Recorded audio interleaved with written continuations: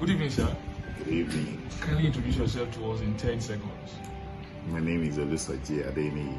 I'm a retired but not tired public servant. I used to work for the United Nations, and I had the privilege of leading the United Nations and Staff Pensions Fund. I was the first African to be so elected, and I was also the first to be re-elected for 2 terms of office in that particular capacity, and that exposed me to a large number of opportunities to speak publicly, both within the UN environment and outside of the UN environment. But generally, I think it was a public speaking opportunity at its peak while I was in that particular office. Thank you so much. How was life like before you took public speaking seriously? I've always been speaking. That's the good thing. I started speaking as a debater in secondary school, so a lot of people didn't have that kind of background, so I was always the go-to guy when it comes to representing the school at debates, at quizzes, at literary and debating society. So I spoke for the better part of growing up. But what I found, you get to a situation where you need to talk to a very large crowd of thousands of people. How you speak to 40 people in a room, 20 people in a room, 100 people in an assembly hall is completely different from when you are speaking to that number of people. And the experience that you use for the small class sometimes are not enough for you to use when you have to face that large crowd. So public speaking is a continuum in terms of a school.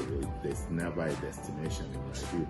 You have to keep learning, keep changing your topics, keep discovering your storytelling capacity and capabilities, and keep developing yourself towards giving the very best speech that you ever give. Thank you, sir. Can you share an experience with us where before you took public speaking seriously, how it went? Maybe when you went for a presentation, how it went that made you decide? The one that always comes into my mind was I made a presentation to the UN General Assembly at some point during my career in the UN, and I posted it on Facebook, and everybody had the largest amount of likes, in no time. And then when I became the Toastmaster and I started taking public speaking very seriously, I went back to listen to that same speech. It's still on my Facebook page, and I started counting in the room that day. So it showed me the things that I needed to do differently, the opportunities that I need to improve myself, and that's why I went back to do even more studying, and I'm still learning. Now, after you've taken the decision and you've taken some steps, how is life like right now with regards to public speaking?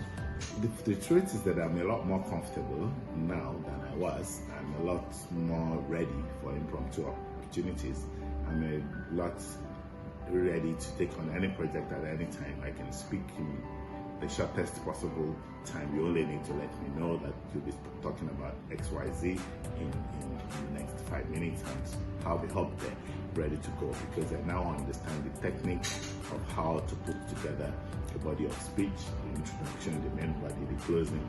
I know how to attract attention from the audience. I know how to engage the audience. I know how to ask rhetorical questions that makes the conversation a two-way conversation, that makes people remember the speeches. I know the very specifics that needs to be taken into consideration depending on the type of audience that you're speaking with. And that has been a good learning experience for me. For someone that is watching this right now, considering whether to take public speaking seriously, or maybe you're at a point in your career where we say it's public, but the truth is it's actually private. It's you that needs to be a better version of yourself at all times. Whether you're preparing for an interview, whether you're preparing to defend a project, whether you're making a proposal to an organization and you needed to go and physically deliver, or you're going to be interviewed virtually or physically in a room, you need to be able to develop the art of communication. And the art of communication is embedded in the basis of public speaking. So everyone listening to me and watching this needs to understand that communication in itself is an art and it's not a science. It means that it's a continuum.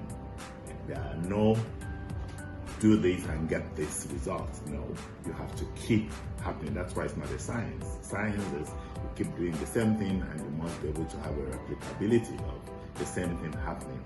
But in public speaking, it's an ongoing scenario, it's a changing scenario, it's a dependency scenario that you have to just look at what works for you, what makes you comfortable, and it's a continuum in terms of learning. Thank you so much for your time, sir. I believe a lot of people will benefit from this. Thank you so much for your time. Thank you. Thank you for having me. If you're looking for someone to hold you by the hand and walk you through this public speaking journey, send a message to me today. So if you've not subscribed to my channel, kindly do so. Like this video, comment, and share with people that you know it will be helpful to. Till next time, I am Elvis, beginner, a public speaking coach and trainer. Bye for now.